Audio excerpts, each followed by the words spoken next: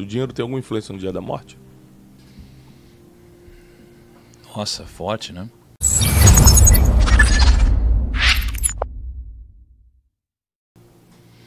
Cara, eu acho que o dinheiro, ele influencia em muita coisa, né? Mas se for para ser, será com ou sem dinheiro. É nisso que eu acredito, né? Destino. Então, assim, pô, se for para uma doença te prejudicar, ela vai te prejudicar com ou sem dinheiro, se for a sua hora, né? Uhum. Então, eu passei a acreditar cada vez mais nisso, né? O ponto é que eu acho que o dinheiro eu acho que o dinheiro ele tem uma relação, sim, com felicidade e com vida e morte. Eu acho que existe uma relação entre todas essas coisas. Então me explica. Só que eu acho que o dinheiro e a felicidade, eles são circunstanciais, né? Então, por exemplo, o dinheiro compra felicidade? Depende para quem. E depende por quanto tempo. Por quê? No meu caso, o dinheiro ele comprou felicidade. Até o momento que eu entendi que o que o dinheiro me proporcionou, e eu chamava de felicidade, já não era mais felicidade. Mas eu precisei chegar nesse momento para entender que não era isso que me preencheria. Então, quando isso deixou de ter sentido, eu precisei buscar sentido em alguma coisa. E foi nesse momento que eu entendi que o dinheiro não comprava felicidade. Uhum. Mas até eu chegar nesse momento, eu precisei passar por essa história, né?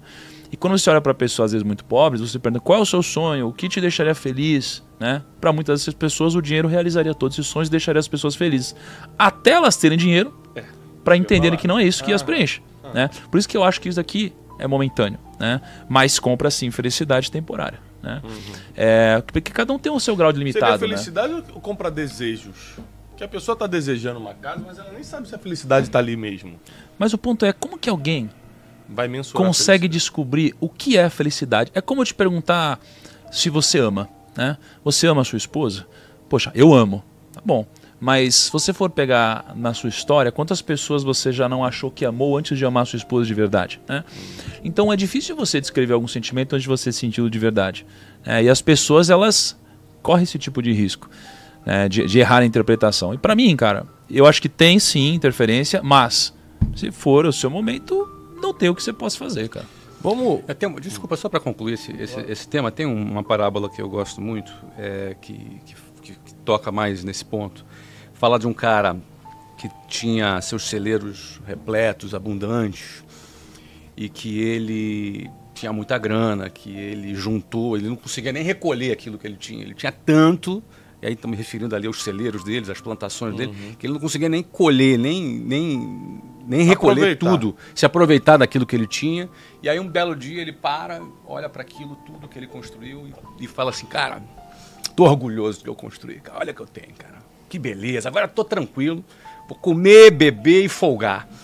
A parábola usa justamente esse ponto, né? E aí a resposta aqui foi a seguinte: mas Deus lhe disse, louco, esta noite te pedirão a tua alma e o que tens preparado para quem será. Em outras palavras, estabilidade não existe.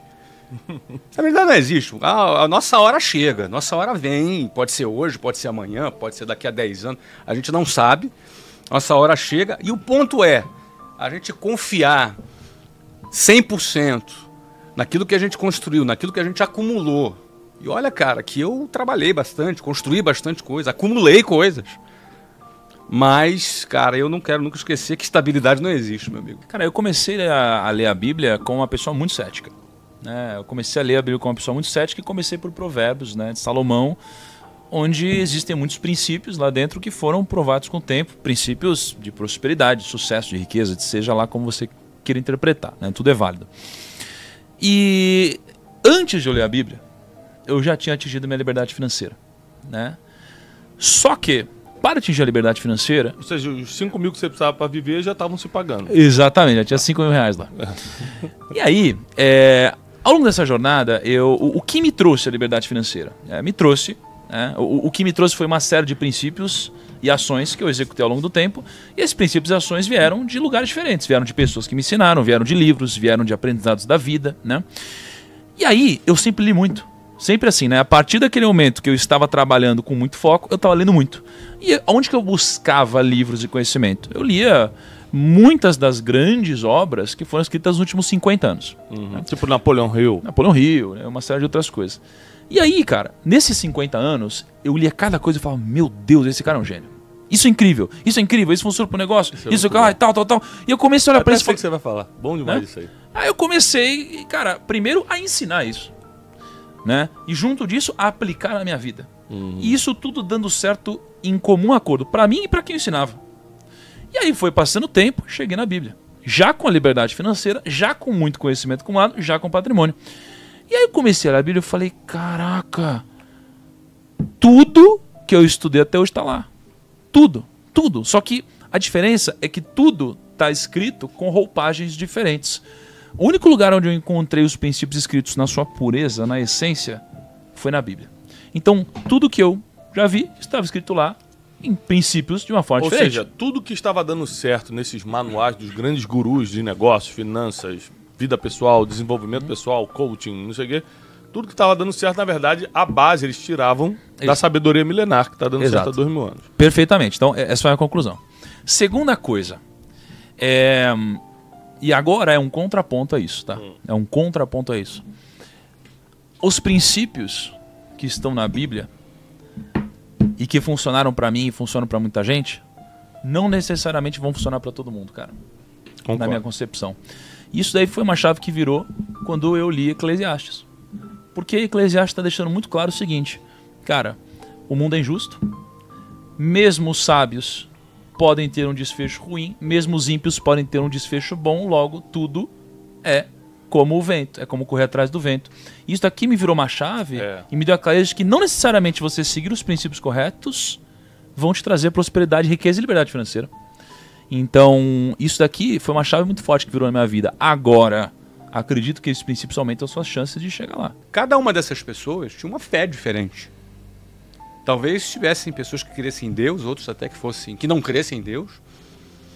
E pessoas que eram religiosas, outras que não eram religiosas. Mas o que aquelas pessoas tinham em comum é que elas tinham atingido um determinado resultado. E o que ele estava investigando era se existia alguma coisa em comum entre essas pessoas. A palavra mais citada por todos, e todos que eu entrevistei ou eram bilionários, ou eram prêmio Nobel, ou moviam multidões, foi resiliência. Foi a palavra que eu mais ouvi de todo mundo. Resiliência, né? É você se adaptar, é você fazer, é você ir pra cima, é atitude. Continuar apanhando, mas continuar andando. Exatamente. Então isso aí foi a coisa que eu mais ouvi, né? Quando eu olho para Provérbios e Salomão... Rapidinho, posso só fazer um adendo bíblico aí? Você sabe que a maioria das vezes que Deus aparece falando com o homem, ele fala algo que está ligado à resiliência. Ele fala, não temas, não desmaie, não desanime, eu sou contigo, não pare. Assim, muitas vezes Deus apareceu para grandes homens, Josué, Moisés, Davi, para os grandes homens, para falar exatamente isso. Seja resiliente. Se a gente fosse botar numa linguagem atual, seja resiliente. É o próprio Deus falando com as pessoas. Perfeito. Então sim, teve muita coisa em comum, muita. Eu percebi algumas coisas, assim, e muitas presentes na vida de Salomão. Por exemplo, o ambiente. Então assim, uma coisa que eu vi é que as pessoas de muito sucesso já estavam cercadas de outras pessoas que as supriam em várias áreas e pessoas muito boas no que faziam. Seria o conceito do ambiente, de outras pessoas ao seu redor. O ambiente de pessoas, né? E quase todos os grandes, quase todos que eu conheci tinham pessoas incríveis ao redor.